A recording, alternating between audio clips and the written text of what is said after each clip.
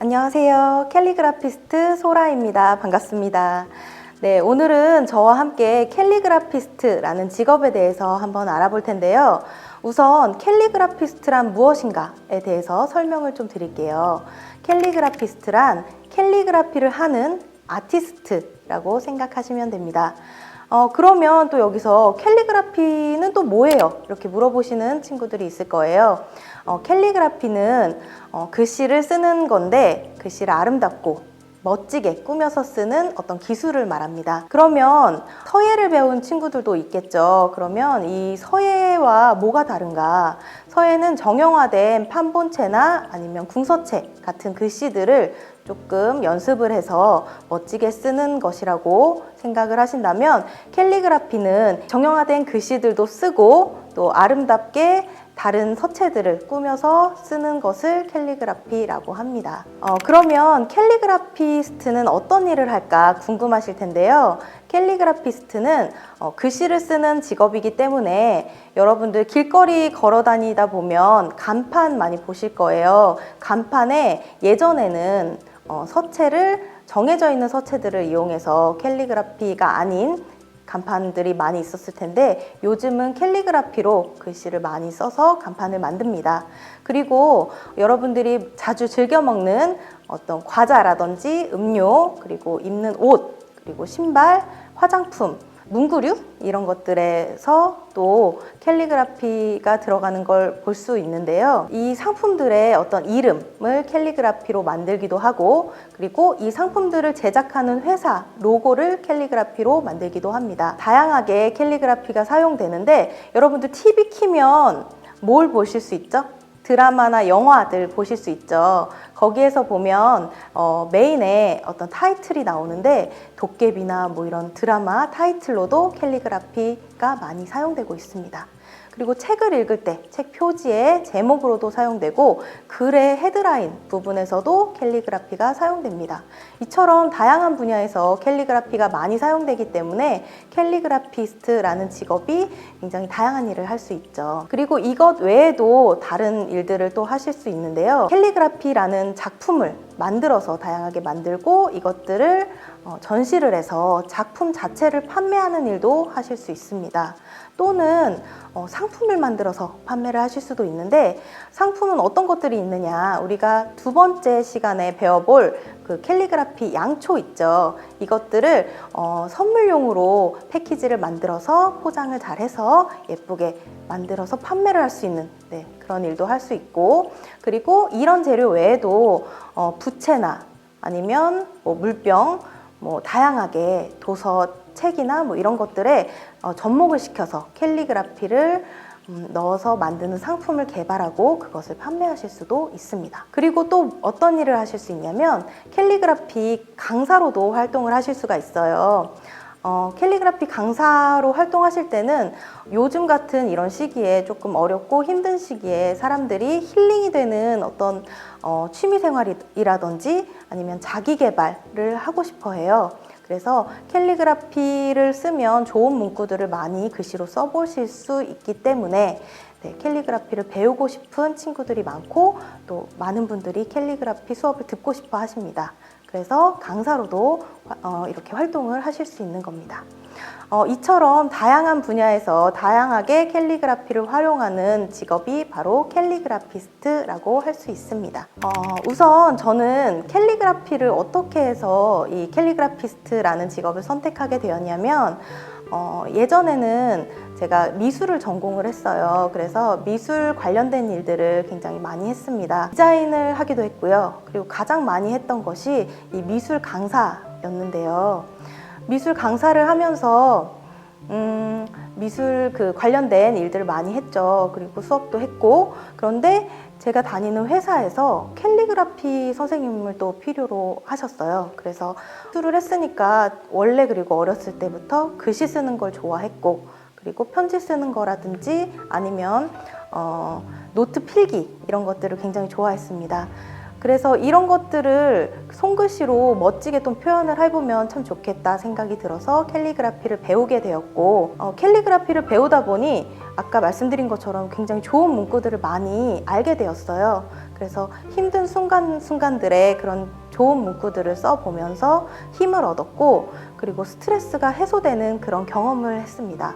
그리고 굉장히 행복해지는 기분이 들어서 이거를 일로 하면 어떨까라는 생각을 잠깐 했고, 그리고 이런 것들을 또 친구들이나 아니면 다른 분들과 좀 나누면 더 좋겠다라는 생각이 들어서 SNS를 시작하게 되었어요. 그래서 SNS를 시작하게 됐는데 거기에 작품을 하루에 적게는 한두 개, 많게는 7개 이상씩 이렇게 올리게 되면서 사람들의 호응을 얻었어요. 그리고 사람들이 이런 좋은 문구들에 또 힘을 얻고 저처럼 캘리그라피를 또 좋아하게 되는 사람들도 많이 보게 되어서 이 캘리그라피를 아예 직업으로 하면 참 좋겠다. 좋아하는 일을 하고 또 다른 사람들도 좋게끔 만들어주고 싶다라는 생각이 들어서 캘리그라피스트라는 직업을 선택하게 되었습니다. 원래는 제가 회사를 다녔었죠. 근데 그 회사를 그만두고 캘리그라피를 본격적으로 하게 되었는데, 캘리그라피를 하면서 좋았던 점들은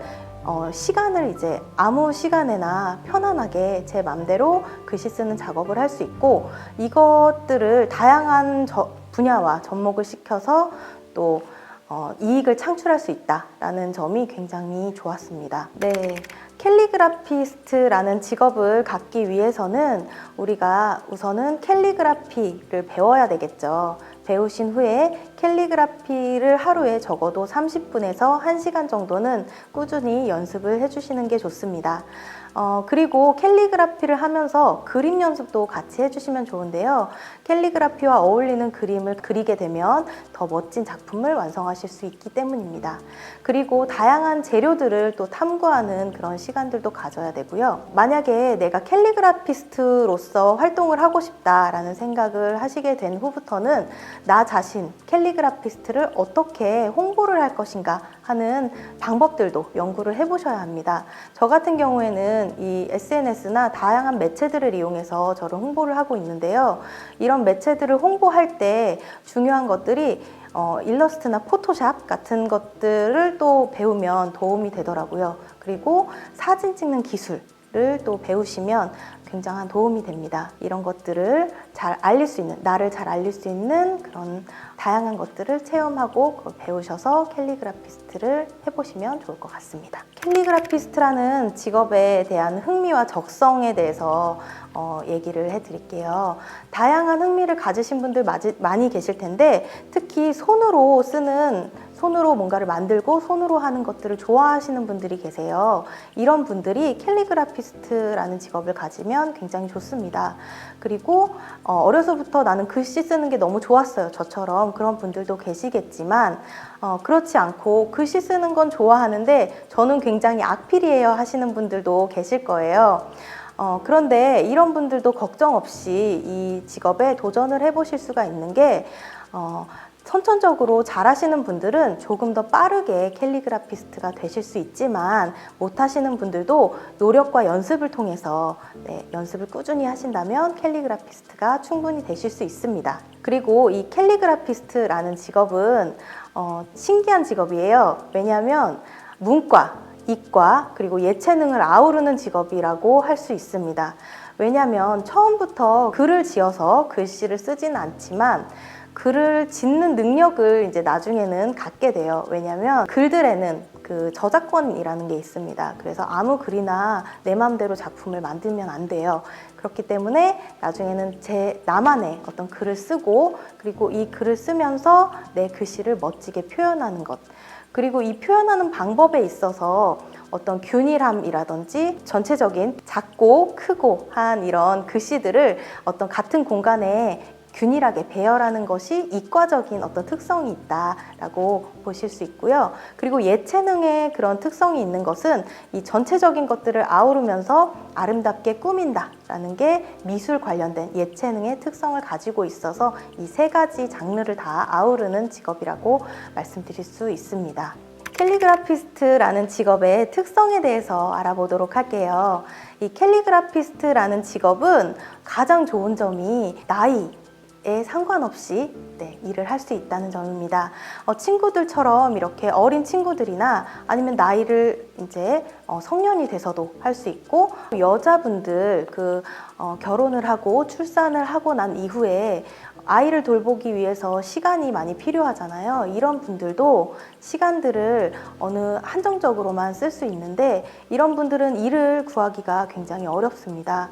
이럴 때도 이제 캘리그라피스트라는 직업은 시간의 구애를 받지 않고 일을 할 수 있기 때문에 굉장히 좋습니다. 그리고 정년퇴임을 한 그런 분들, 아니면 노년에 다른 제2의 어떤 인생을 꿈꾸시는 분들께도 캘리그라피스트라는 직업이 굉장히 좋고, 이 캘리그라피스트라는 직업은 나이가 많이 들고 내가 죽을 때까지도 내 취미로도 하실 수 있고 일로도 하실 수 있는 직업이라 굉장히 그것이 장점이라고 말씀드릴 수가 있습니다. 그리고 다양하게 활용을 할 수 있는 분야가 많아서, 만약에 내가 어떤 다른 직장이 있다 하시는 분들도 이 직장을 다니면서도 취미생활로 제2의 직업으로 또 하실 수도 있고, 그리고 작가의 컨디션에 따라서 업무 강도를 조절할 수 있기 때문에 내가 몸이 아파서 일을 못하게 되는 경우도 있죠. 회사를 다니게 되면 이런 것들이 조금 많이 방해가 되는데, 아플 때도 쉬어가면서 일을 할 수 있고, 그리고 다양한 다른 일들을 보면서도 이 일을 충분히 하실 수 있습니다. 그리고 아까 말씀드린 것처럼 장소의 구애를 받지 않기 때문에 다양한 작업들을 아주 작은 공간에서도 하실 수 있다는 게 이 직업의 특성입니다. 여기까지 캘리그라피스트라는 직업에 대해서 알아봤습니다. 다양한 분야와 접목시켜서 할 수 있는 일이기 때문에 굉장히 재밌고 즐겁게 일하실 수 있는 일이라고 생각이 듭니다. 2부에서는 우리가 아까 말씀드린 것처럼 캘리그라피 양초 만들기를 한번 해볼 텐데요. 글자를 어떻게 쓰면 예쁘게 쓸 수 있고, 그리고 이것들을 캘리그라피 양초로 만들어 보면서 어떻게 활용할 수 있는지 한번 알아보도록 하겠습니다.